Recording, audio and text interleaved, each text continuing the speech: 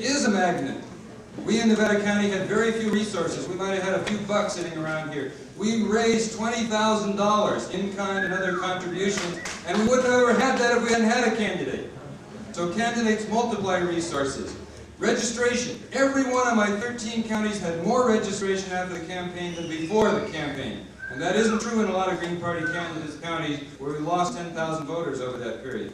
Furthermore, volunteers. We had a core group of 12 people that met weekly that hashed through these decisions. We were all part of it. We also had another campaign pool of volunteers, over 100 volunteers. So candidacies expand resources.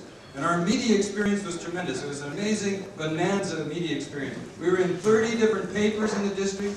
I was live on 12 different radio stations, and I was on TV 8 different times, including on the state capitol. So the media opportunities for the Green Party are phenomenal. It's my conviction that 90% of reporters are secretly green at heart, and you can tap into that.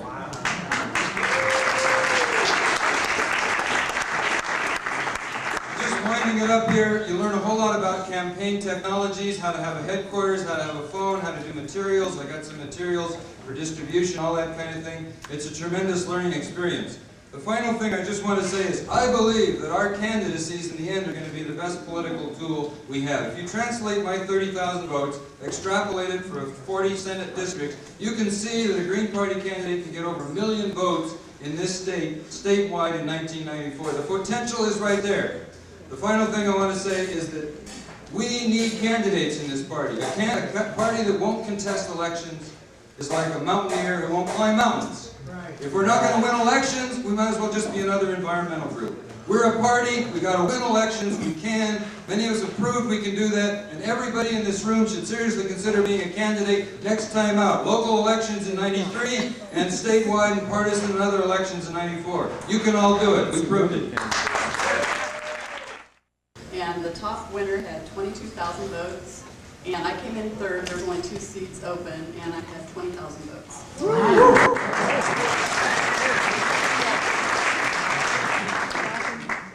We had fundraising problems too. I raised $150. I spent about $500 total, and most of that went into signs, which I think are real important. Having a paragraph in the sample ballot is real important. The title that you put under your name is very important. Yes. And walking precincts.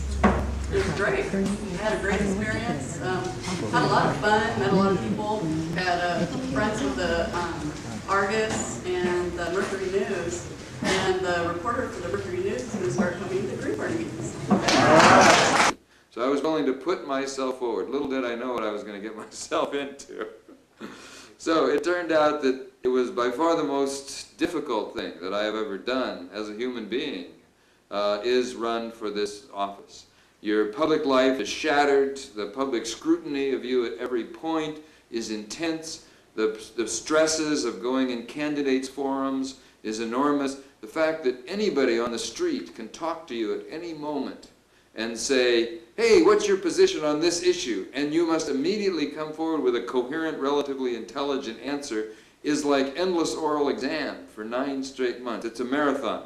But I also knew that the only way to learn how to win a marathon is to run a marathon. There's pacing, there's support requirements, there's the whole energy required, the training. We've got to win elections, so we must initially find out how to run marathons in order to win those marathons. We were able to have an office in a very visible place, lots of foot traffic, and it was very well run by 3 paid workers. In the office we had a very good phone banking. We were able to get 15 telephones, and many nights every one of the phones were used. And compared with her writing candidate of 1990, walking a precinct was just really amazing. The number of people who knew the Green Party, the number of people who knew Mindy Lorenz, and said, oh, she's already got my vote.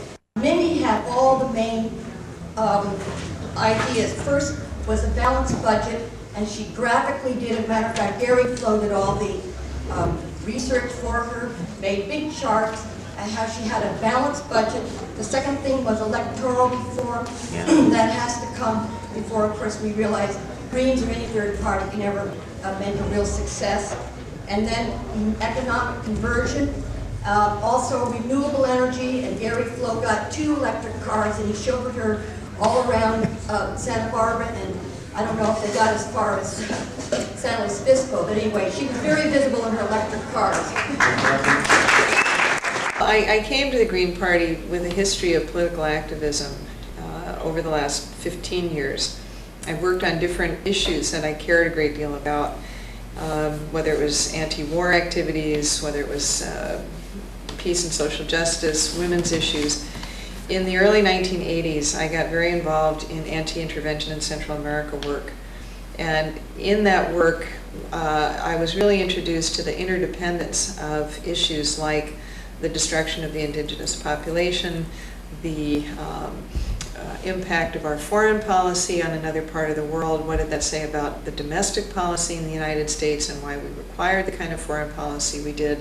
And questions of resource depletion, both in this country and also in the areas where we were intervening, and the effect on the environment. I got very frustrated that as an activist in one organization, which at that time was CISPAS, the Committee in Solidarity with the People of El Salvador, that issue-oriented group only dealt with one part of that complex puzzle. And out of that frustration, I started looking for a broader way of tying these issues together.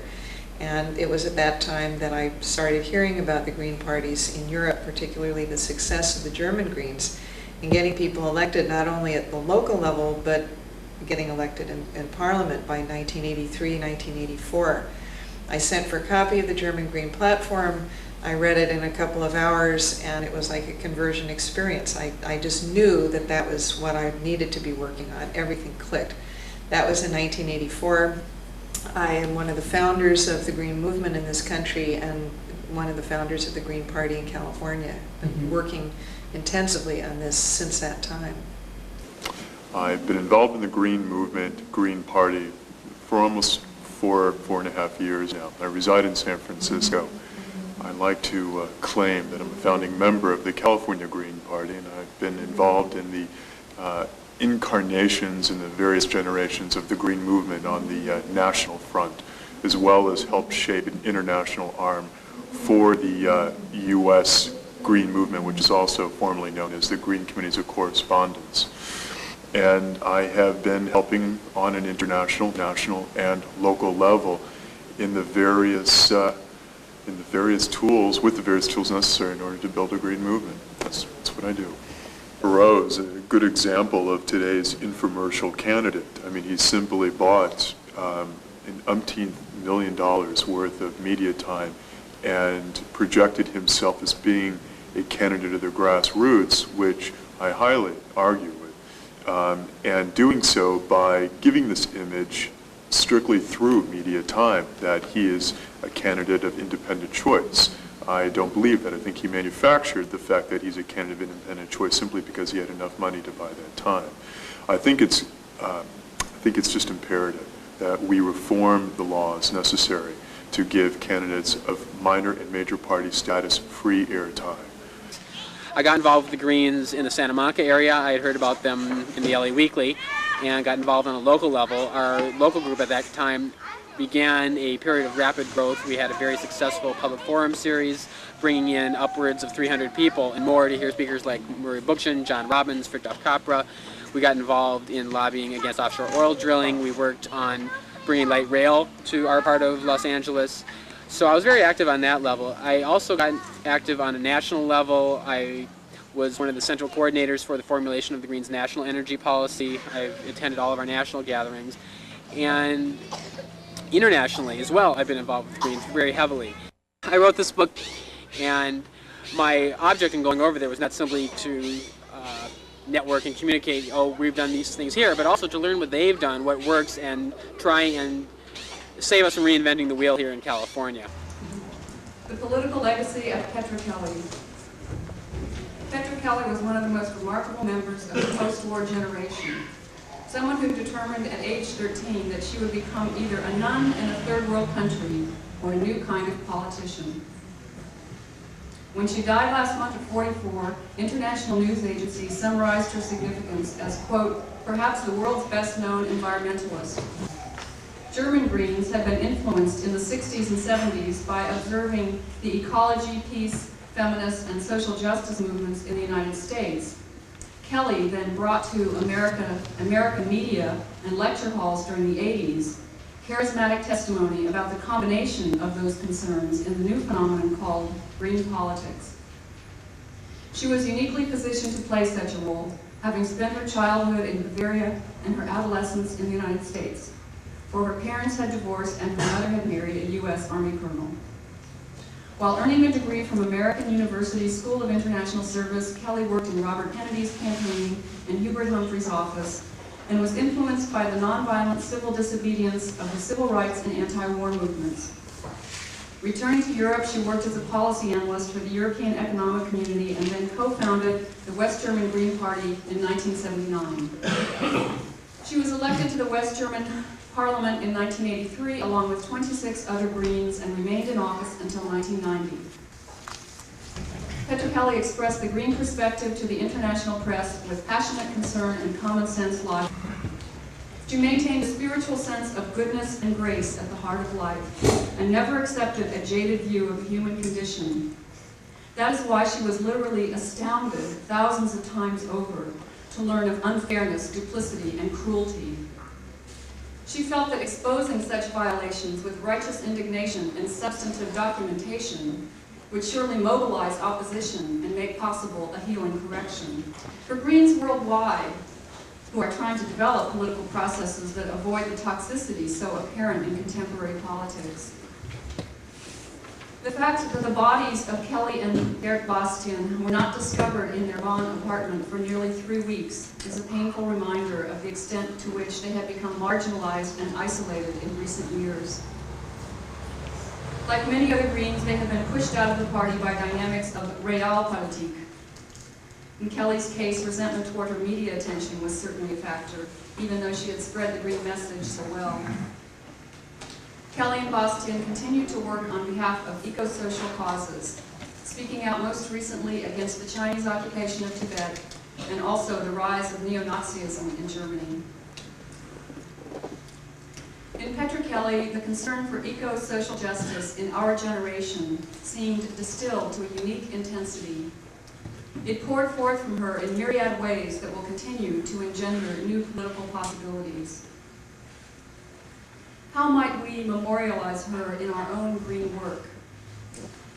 I believe that the radically green principles and ideals she stood for will live on in green parties around the world.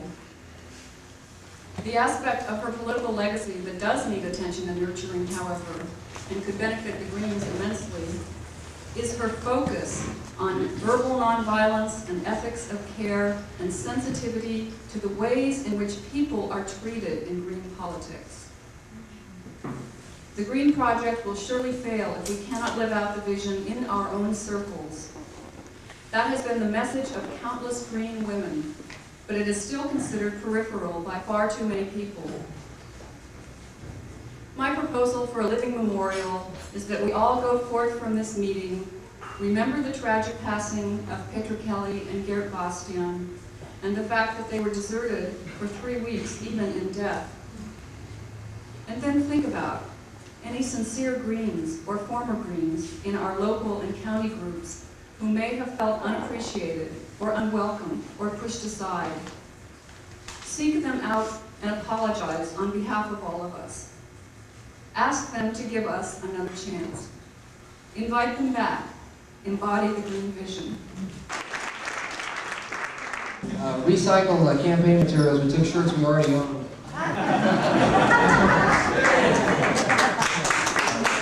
Find a silk screener because the same logo we put on cardboard, we got white cardboard from high-tech companies, and we get nice white signs made out of cardboard. Logos silk screener for nothing. I just want to mention that in San Diego we had 5 Greens elected. Don't clap too loud, I wasn't one of them. In San Diego we had this strange philosophy of trying to run for nonpartisan local races. We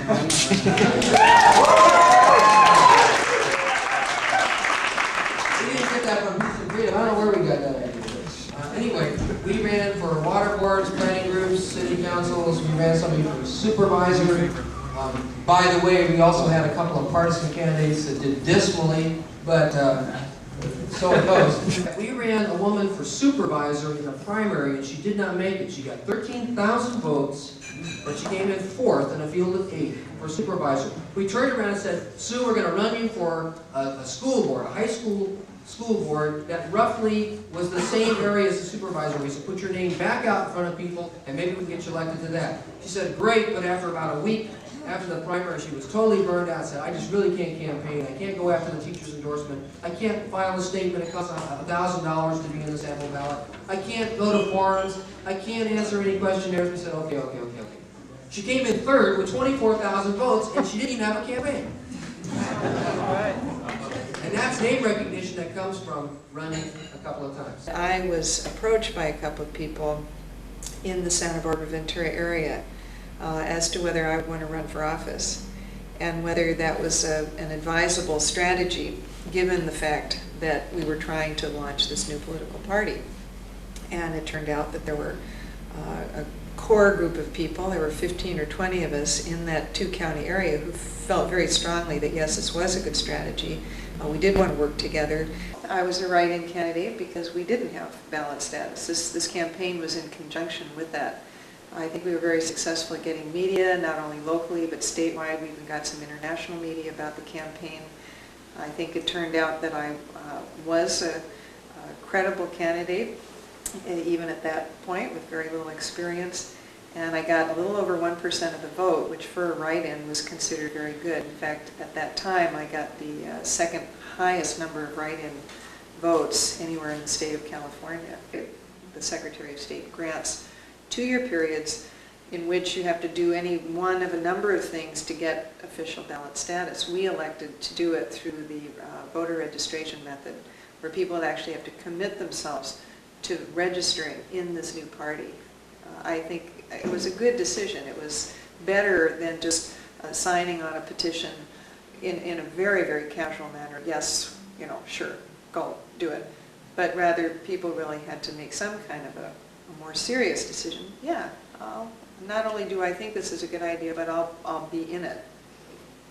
We threw ourselves into the effort of getting ballot status, and then I just hit the pavement like everybody else out there registering voters, and really got very serious about making that goal. A lot of people didn't think we could do it, and it was a tremendous accomplishment. Well, I think for a first year for a new party in a state as difficult as California, and I say it's difficult because of the level of finances and media that you need to run to be successful in terms of percentage, I think we've done very well.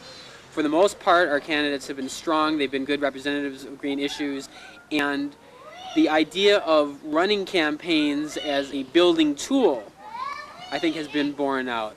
We've gotten a lot of people involved by running our campaigns, and just as our registration campaign itself did, we've increased the exposure to green ideas immensely by having candidates out there.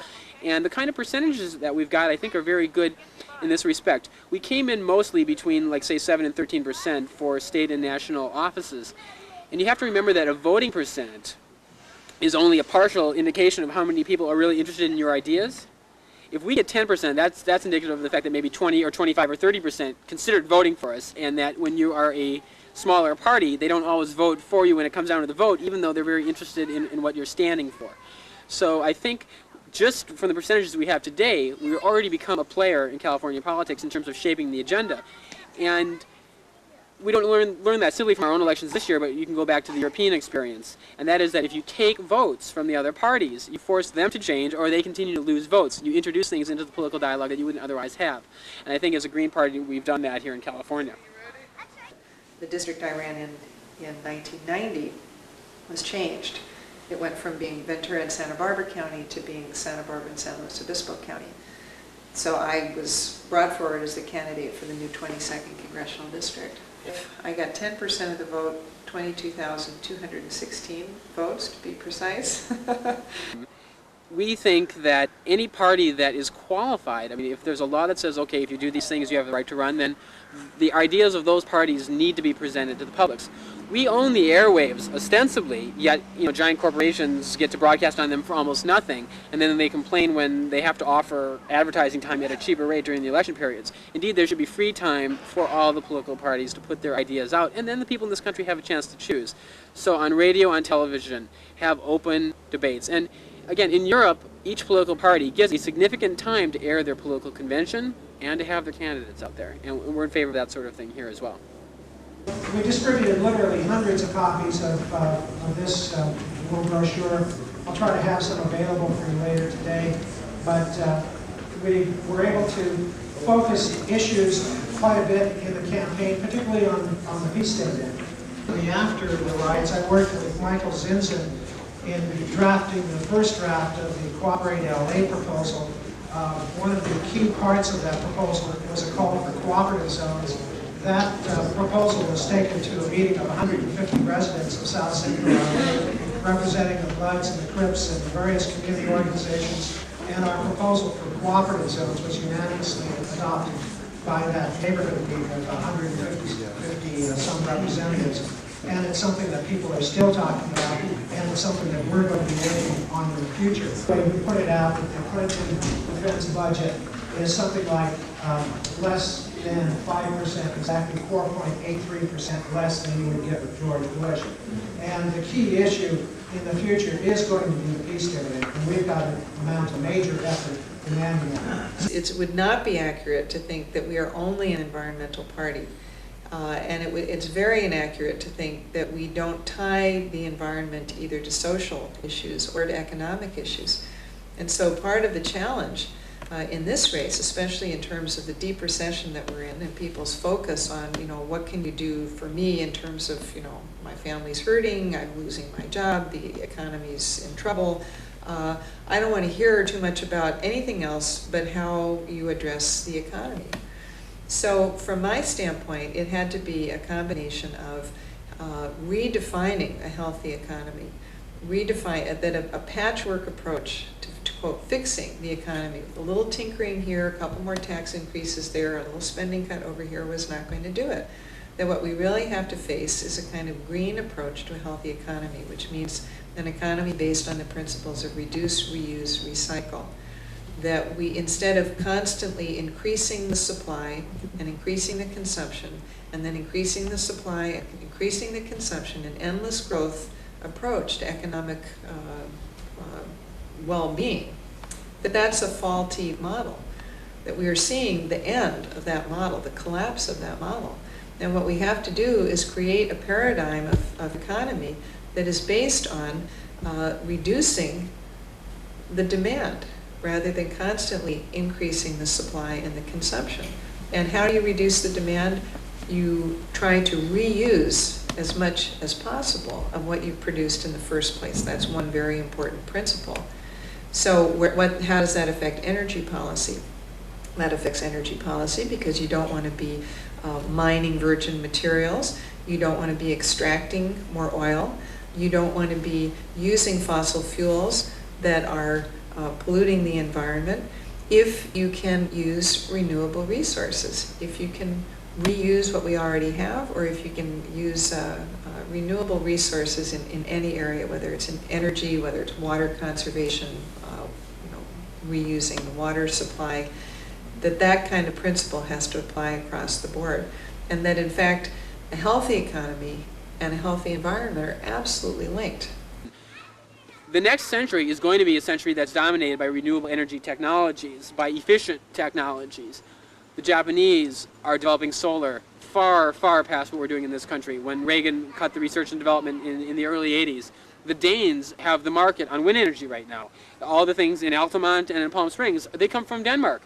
So we're in a critical situation where we could find ourselves in a very short number of years with an even more collapsing environmental situation, an imperative to move to other technologies, and we'll have to buy them all from other countries, and there won't be any jobs here. So the South Bay area of Los Angeles County, giant aerospace. We need a strong program now to retrain these people and to retool these industries onto renewable technologies. It's there for us. we can produce for ourselves, and we can export to other countries if indeed we develop those sort of things. Those are very, very basic sort of changes that we need to have. And one of the important long-range angles as far as this energy and renewable technology is that, number one, when you're dependent on fossil fuels and just a few of them, that helps create the massive disparity of wealth and political power that we have today. If we get rid of that sort of thing and we move towards community-controlled and owned renewable energy technologies, you've changed the power dynamic and you've changed the cost of living. See, right now, again, we have to pay all this money for things that, the money is just going out the window. If we're getting solar energy, you need, Southern California could be based on solar energy very easily. We could be owning the reflectors, we could be paying to give them to people and it'll hook us off the energy grid. The philosophy of if you do things right, you lower the cost of living is something that runs through Greens all along the way. And energy is a good example that if you make your society much more efficient, you don't need a lot of energy to fulfill your remaining needs. The way we use energy bothers me. So for 9 months, I spent most of my weekends and a lot of evenings besides talking to people. And the speech that I gave was, I think as a country, our problems are so big and so deep that the only way we're ever going to solve them is for each and every one of us to take a personal responsibility for being part of the solution. To show you what I mean, just consider the way we use oil. Every year, we import more of it from other countries. Every year, it's a bigger part of our trade deficit. And every year, the talk among scientists about how global warming from burning this stuff is going to cause climate change. So finally, I had to do something. So what I did was I made up this bumper sticker that says, "Mend your foolish ways," and I put it on my own machine, and I started learning how to drive less. And one of the things that I realized was to really make a change in the way we use oil, we need to make structural changes in our economy, and that's only going to happen if everybody does their part. As a fundraiser for my campaign, I made coffee cups with a picture on the cup on one side that was sort of the seal of my campaign that says, "Trying harder for a better future, you can make a difference." And on the back it says, "A thing of beauty is a joy forever, boycott disposables." And a lot of Greens in my area have started to think about the way they use energy more. And it's been a great success as far as getting the word out. Well, I proposed a 10-point program on restructuring the state vitalization program, RSVP. It was kind of catchy. So I talked about 10 specific things. One of those was the need for immediate emergency loans in order to avoid the massive cuts in education, health, and law enforcement that were occurring in California. I also called very strongly for investment tax credits for small businesses. I ran as my ballot designation as a small business consultant, so I wanted those tax incentives. I also called for a minimization of fees on small business. As a small business consultant, $100 here and there could be very crucial to the success of a small business at an early kind of stage. It is small business where all the creative jobs come in this country. But people were always asking me, where would you get the money to pay these things? So I came out very strongly in favor of a massive cut in defense expenditures. I pointed out that in California, if we follow this 50% cut in defense expenditures, $200 billion a year, if that portion was returned to California, instead of a $12 billion deficit, we'd have a $12 billion surplus. I also pointed out that there were massive subsidies of favored industries, nuclear industries, oil industries, agribusiness, and that'd be another way where we could get immense amounts of money to be used locally for domestic programs and social services. I also called for a number of other areas in specific programs for economic development. I called for a sustainable development fund in which we could move from fossil fuels into renewable fuels. I called for a major change in our energy system and particularly promoted solar energy. I said we could get the green renaissance of the 21st century here in California, that there's no reason why California shouldn't be the global leader in creating solar cars, in the solar car industry, for example. Greens all over this country and in many countries are in favor of a carbon tax, for example, where the carbon dioxide content of fossil fuels is assign a tax which will make those kind of fuels more expensive. The air in Los Angeles where I live, Los Angeles County, is horrible. I mean, we'll all die and they'll open up our lungs. It'll look like we're smokers, even if we weren't. And there isn't a strong incentive right now for industry to really move away from fossil fuels. Maybe they're being a little bit more efficient. What we need to do is several things. We have to mandate much more efficiency in our vehicles. Well, of course, we first off have to move towards much better public transportation, but for the vehicles that we will have, for the foreseeable future that we will have them, the way to make a strong move is, number one, for the government to take a stand that all of our government vehicles are going to be of a certain kind: solar hydrogen, solar electric, hemp-based methanol, something along those lines. If they do that, that creates a market for it. Then second, if you start to assign the environmental costs to fossil fuels, i.e. a carbon tax, you make it much more profitable to do things in a sustainable manner. If we put these things out, if we do them in a transition period, so we don't kill industries right away, if we let people have notice, and if we are able to subsidize in some manner people of lower income who will pay, you know, if you raise a gas tax, for example, it's a very aggressive thing. We have to cushion it, and there are various ways that the Greens suggest to cushion these things for the transition period until there's sufficient public transportation for people to use it instead. Well, part of what we discuss is the need for true cost pricing. In other words, you try to make a resource cost what it really should cost. Gasoline is a very good example. Right now, gasoline is very cheap in this country because it's subsidized in all kinds of ways. Most Europeans are used to paying $4, $5, $6 a gallon. You know, we have heavily subsidized petroleum-based products in this country, and it has meant that things like solar energy has not been able to compete. It's not been able to compete with the petroleum-based generation of electricity. So if things really started costing what they really do, and you take all those external costs and build them into the price of things and implement that gradually over a number of years, that's one way to level the playing field and let the environmentally sound practices be able to compete in a marketplace, in a real system of supply and demand, where government subsidies are not constantly putting the environmentally sound things at an economic disadvantage. And that's a lot of the situation that we have today. We have to change. I think another way to do that is through what the World Watch Institute calls green taxes. There's a number of organizations, including the Natural Resources Defense Council, that are discussing this concept of taxation, and I used it in my campaign as a very important source of revenue, that it's not just income tax, that we really, in the long run, I think we need to look at reducing income tax and look at other sources of taxation, including taxation of our resource base, which is really a kind of shared wealth that we all have, and that we should all, in a sense, enjoy the use of those resources, and to do it in a way that is responsible, both in terms of nature and in terms of human needs. So green taxes are like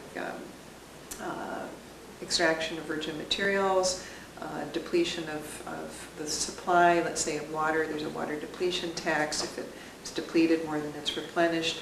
It's a tax on the dumping of pollutants into the water supply. It's a tax on pollution into the air. You try to get the financial responsibility as close to the source of the problem as you can, and have the industries having to compete with each other about how to be more efficient, how not to cause the problem to begin with, and put an economic disincentive on doing that, and put an economic incentive on not doing that. Instead of what we usually have is the taxpayer is usually forced to sort of deal with the after effects, deal with the cleanup, deal with the storage, deal with the problem.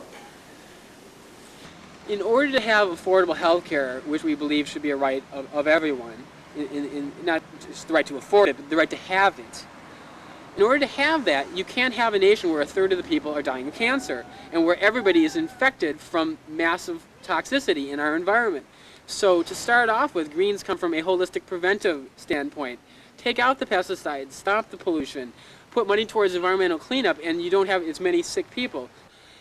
Another large tax base that a lot of Greens look at that others don't is our common resources. And the thing is that there's a difference between wealth that's created by individuals and wealth that's created by the earth. Greens talk about how interdependent we are with each other and the rest of the planet. And oil that comes out of the ground, other natural resources, the 80 or so minerals that we depend on as 20th century humans, those weren't created by humans. And in a sense, they ought to be looked at as common property. If a company can mine, manufacture them better than another one, okay, that's fine. They're entitled to a profit on that sort of thing. But the resources themselves really ought to be common property. If you look at that as a basic income source for a society, that's an entirely different dynamic, and you have an entirely different, place for income. We have a lot more income on a daily basis, and where is that money coming from? It's coming from these big multinationals that are making billions, where the rest of us are getting soaked. So a more ecological society creates a different wealth distribution. I ran in the 27th district. It's Pasadena, Glendale, Burbank area of Los Angeles. As Ken said, running the races builds the party, and we need to be working on building the party in the off years also. I feel that all Greens have to be out there acting as if they're running for office, creating a presence for the party. One candidate or a few candidates can't educate the whole public, but if Greens are involved in their local organizations and local activities, they'll create a presence for the Green Party to make us more credible politically. Our biggest expenditure was putting up signs. I have an example of that over on top of the cabinet there. The most important thing was name recognition and putting up signs was the best, most cost-effective way, and I think that's true. You have to get permits, but once you get the permit, the rules are usually technically very restrictive, but nobody knows, nobody checks. So, between 9 in the morning and 9 at night, and the rules are like 50 or 60 decibels, which are less than the normal speaking parts of nobody, so it gets a lot of attention. So we knew in my particular race that I needed to reach people symbolically through the media. So measures that allow third-party candidates and alternative party candidates more access to the media is definitely what's going to help us. But I did take advantage of free time. I got on 8 different television stations, and I never paid a penny for TV time. So that by presenting political theater, where we got most of ours at the state capitol, we had this great broom. It was 10 feet long. It was called Operation Clean Sweep. We called for the elimination of all incumbents, that they were to blame. We got on 4 different TV stations on Operation Clean Sweep. Then I took advantage of some free media opportunities up in Chico that were broadcast on channels, different cable channels, which in one case they gave me 3 minutes, in another case they gave me 15 minutes. So if we could have these as general rules, equal access for all qualified candidates, it would definitely help us. So the things that I focused on was, one, that PAC money, the Political Action Committee money, was the corrupting source in California. I kept saying that Jesse Unruh used to say, money is the mother's milk of politics. And I said that's absolutely untrue. It's a fraud. The truth is that money is the toxic pollutant poisoning the political system in California. And I made as a very strong personal position that I refuse to accept PAC money from any point of view. I also called for public financing of campaigns. We do that in the presidential election. Why can't we do that in statewide elections as well? I also called for limiting individual contributions. I think $1,000 from any person is more than enough to express their political convictions, and anything else is going to continue to corrupt the system. I was just one Senate district out of 40. If you multiply my 30,000 and extrapolate those figures, it's clear that in a statewide race, a Green candidate could get over 1 million votes, which would really put the Green Party on the map for the first time in '94. It would be a startling number, 1 million voters for a Green candidate, and we can do that. We may not in the Green Party be able to decide right now who wins. If we win, we can't win, but we can decide who does win, and that is political power, and people in office understand it.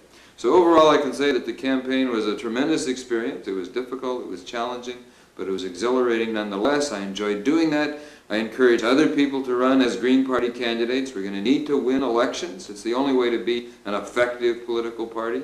And I would consider running myself again for office for the Green Party. 5 Bay Area Greens win elections, all nonpartisan. The highest profile win in the nation was Donna Spring on the Berkeley City Council. Santa Clara County Evergreen Resource Conservation District, 2 people, Christine Mellon and Richard Beeman, were seated. somebody was put on the Fayetteville, Arkansas City Council, and a woman named Pecco gave her someone in the, what would be like a county board of supervisors on the Big Island in Hawaii. Right now is the time when we can get NAFTA amended. From everybody I've been reading and hearing from, NAFTA is going to pass. It's been pushed with the whole idea that it's going to create more jobs, and the American people support it. So the point is that the best thing we can do is get amended in line with what we think a free trade agreement should be. Because we just drafted the letter last night, we still have it on disk, and so our computer, our robo-computer over there, Mike Feinstein, is going to read it off to you so that you can get some idea what it's It's a short statement titled, "The Green Party of California calls upon Greens and other concerned citizens to oppose the NAFTA as it exists in its current form." NAFTA is North American Free Trade. The NAFTA must have an environmental charter that encourages ecologically sustainable societies in Mexico, Canada, and the United States. Minimum environmental standards, regulations, and laws should be harmonized at a high minimum level. Individual countries should remain free to enact stronger standards, regulations, and laws without retaliation and without these being interpreted as non-tariff trade barriers. The NAFTA must also have a social charter that guarantees Mexican, Canadian, and U.S. workers common health and safety standards, collective bargaining rights, and working conditions. Minimum standards should be harmonized at high minimum levels existing in the three countries. Individual countries should remain free to enact stronger standards without these standards being interpreted as non-tariff trade barriers and without these countries being subject to retaliation. The Green Party of California supports the establishment of independent commissions to evaluate the provisions of NAFTA to ensure that environmental and social concerns will be addressed. We particularly call attention to the proposed commissions on sustainable development and on democracy and human rights of Robert W. Benson, Loyola Law School, Los Angeles, as outlined in this proposed NAFTA Clean Hands Amendment. The Green Party of California strongly urges all registered Greens and all concerned citizens to contact their congressional representatives, the Clinton transition team, and other concerned parties on these issues. Do we not have a decentralized process of endorsing anything, which means that if 80% of our locals send an endorsement on something that it is endorsed in fact, and that this body is not in a position to go around endorsing things? I mean, can someone clarify? Well, this is not an endorsement. Basically what we did, we already have a platform playing that says basically these things. We just played with the language to make it work for a letter. We're simply regurgitating what's in the platform for the point of we want people to lobby elected people in this month. We have to affect the legislation. That's the point of what we're doing. And we want to release it. We want to hand it to you at the end of the day to take home in your local and release it publicly. That's what we're trying to do. All right, if there are no more concerns, real pressing concerns, for those who are reaching, let's try to reach consensus. It's good for the video. Problems require global solutions. So our work with other parties in different areas and different countries is extremely important. We're a global party. This is what sets us apart from the fiercely nationalistic Republicans and Democrats. So the first venture for me was actually to go down and meet the Green Party in Mexico.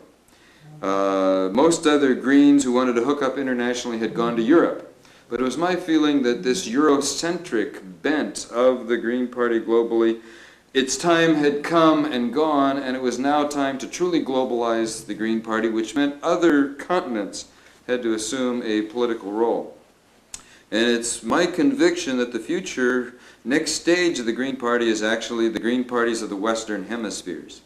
So I didn't go to Europe. I went to Mexico, and I discovered there in 1991 an amazing Green Party, the Partido Ecologista de Mexico. They had their national congress. I kind of came as a special guest. There were 300 Green Party members from all over Mexico, environmentalists, biologists, scientists, politically active people. And here was this great Green Party, 90 million Mexicans right beneath California. Nobody ever heard of it. So I was very glad to go there. Then my next step in international work was to see that the Green Parties of Mexico, California, and Canada had a kind of collusion of values, that we had a lot of things in common. So I was able to organize the first meeting of the Green Parties of Canada, California, and Mexico in San Francisco in the fall of 1991. It would helping our registration campaign. It would also help put together the Green parties of the Western Hemisphere. So this so-called Canamex conference occurred, and it was a big success. We agreed to continue our work together. We had a great rapprochement with the Green Party in Mexico. We took a strong position against the North American Free Trade Agreement. That the Greens have got great opportunity in order to help really sensitize our country here, in a good country, and learning how to be a team player with the rest of the world. That is going to happen when our country understands that foreign policy cannot be shaped strictly based on military strategic importance. Two, if a country is not aligned with us, that doesn't mean that they are our enemy. We should respect the fact that there are non-aligned nations, and that those non-aligned nations perhaps may have relationships with countries that may not be in our best favor right now.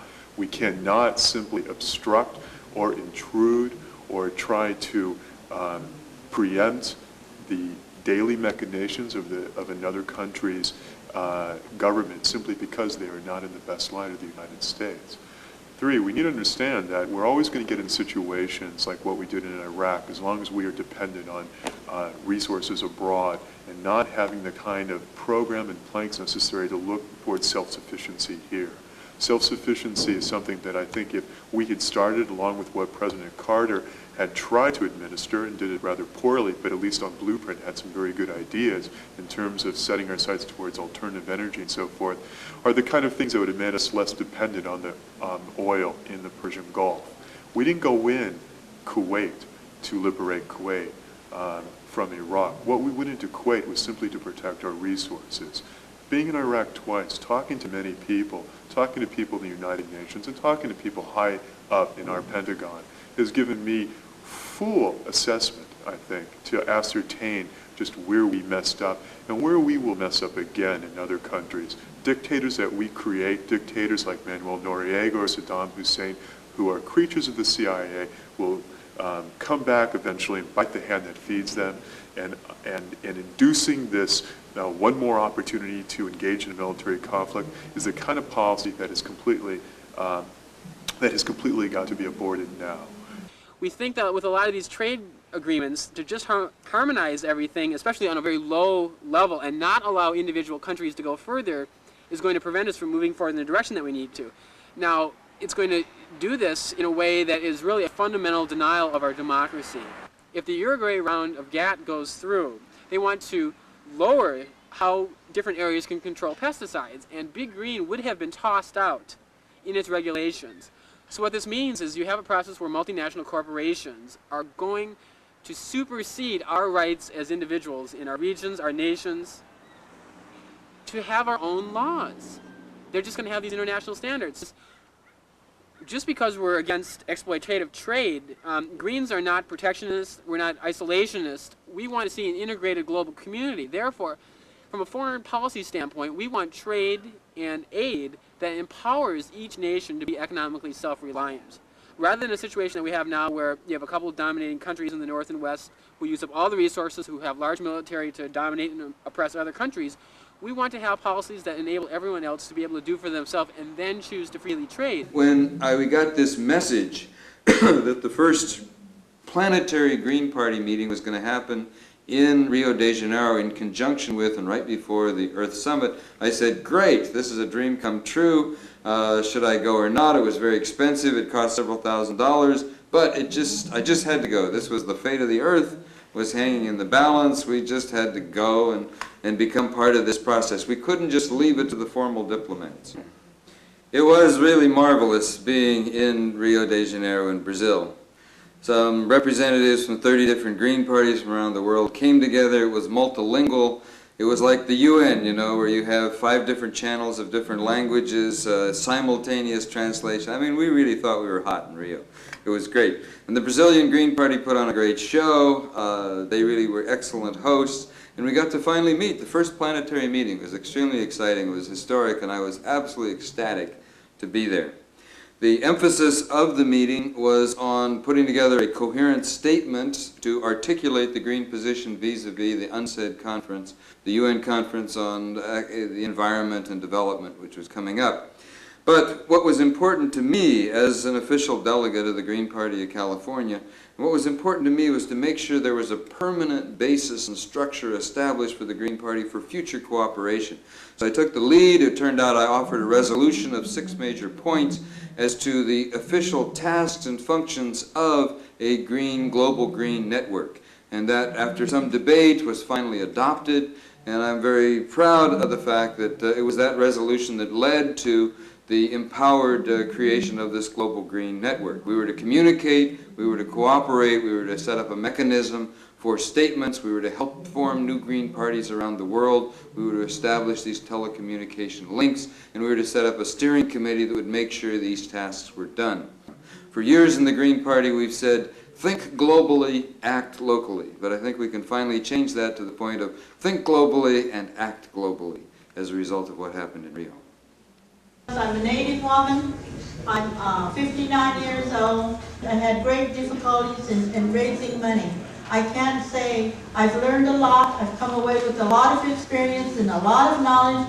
I feel that the 10,000 people that stayed with me in the 1st District showed their spirits and their courage, their desire for change, their willingness to give me a chance, because I am who I am, and so that took a lot of spirit and courage from them. And for those people that voted for me, if any of them are in this room, I thank you from the depths of my being, because you showed me that you are strong people.